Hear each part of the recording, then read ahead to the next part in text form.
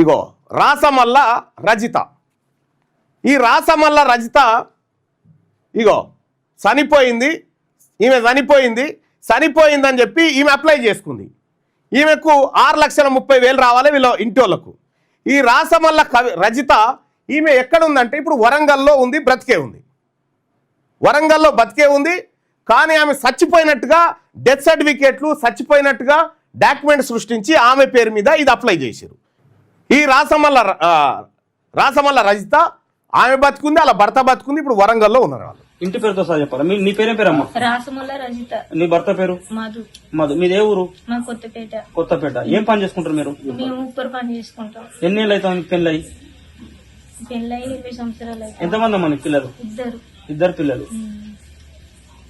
నువ్వు ఏమన్నా గవర్నమెంట్ నుంచి లోన్లకు దేనికైనా అప్లై చేసినావమ్మా? నాకు దెబ్బ తగిలితే, కాలుకు దెబ్బ తగిలితే ఇట్లా లేబర్ కార్డు కొరకు అప్లై చేసిన. ఎన్ని రోజులు అవుతుంది అప్లై చేసి?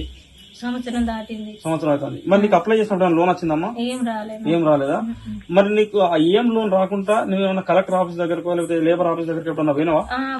పోతే అలా చనిపోయింది అన్నట్టు వచ్చింది నాకు. నీ బతికే ఉన్నా గానీ చనిపోయినట్టు వచ్చింది. ఎవరు చనిపోయారు? నువ్వు చనిపోయినావు, మీ భర్త చనిపోయినా? నేనే చనిపోయినట్టు వచ్చింది. అది మరి దీనివల్ల నీకు ఏమైనా ఇబ్బంది అవుతుందా? నువ్వు చనిపోయినట్టు రావడం వల్ల నీకు ఏమైనా ఇబ్బంది అవుతుందా? ఇప్పుడు ఇబ్బంది అంటే ఇక అలా పోతే చనిపోయిందని అన్నారు.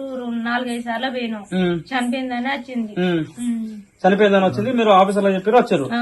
మరి మీరు ఎప్పుడైనా దీని మీద కేసు ఇట్లా పెట్టలేమన్నా? ఏం పెట్టలే. పెడదాం అంటే మేడం వద్దు అని అన్నది. ఏ మేడం వద్దు అన్నది? అలా ఉన్న మేడమే వద్దు. లేబర్ ఆఫీస్ ఉన్నటువంటి మేడం వద్దు అని అన్నది. నీకు కొత్తగా ఏమన్నా మళ్ళీ కార్డు ఇచ్చిల్లా? కొత్త లేబర్ కార్డు లాంటిది ఏమైనా ఇచ్చిరా మళ్ళీ నీకు? లేబర్ కార్డు ఏమి ఇవ్వలే. సరే, నువ్వు చనిపోయినట్టు వచ్చిన తర్వాత నీకేమైనా ఇన్సూరెన్స్ డబ్బులు ఇచ్చిరా అమ్మా? నీకేమన్నా ఎన్ని? 6,30,000 7,00,000 ఏమైనా వచ్చినాయి? ఏమి ఇవ్వలేదా? మరి నీ డబ్బులు ఏమైనా? మరి నువ్వు ఎట్లా చచ్చిపోయినావు ఏందని ఎప్పుడు అడగలేదు మరి ఆఫీసర్? అడిగినా. అడిగితే అలా చనిపోయినట్టే వచ్చింది సార్. చనిపోయింది వచ్చింది కానీ నీకు పైసలు అయితే రూపాయి రాలే?